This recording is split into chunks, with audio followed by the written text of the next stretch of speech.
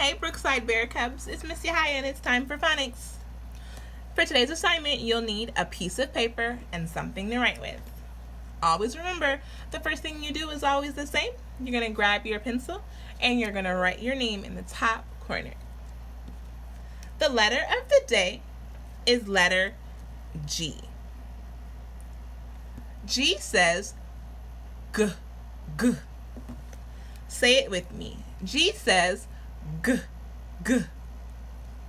Some things that start with the letter G are goose, girl, and gum. We're going to use a letter poem that we've been working on to help us write the letter G. This was a little bit harder because you have to know your left and your right.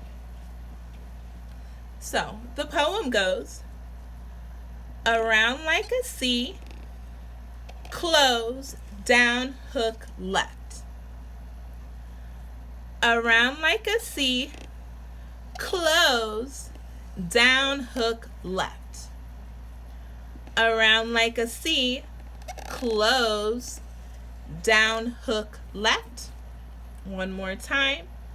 Around like a C, close, down, hook, left. So let's try it together. And I'm going to go a little bit slower. Ready? Around like a C, close, down, hook, left. Around like a C, close, down, hook, left. Around like a C, close, down, hook, left. All right, so today for your picture clue, here we go. Remember, when you draw your picture, make sure you're using colors that make sense. I'm thinking of something that starts with the letter G. G says G, G. This is something that you can give to a friend on their birthday, or maybe something that you get if you celebrate Christmas. It's going to be all wrapped up and usually has a bow.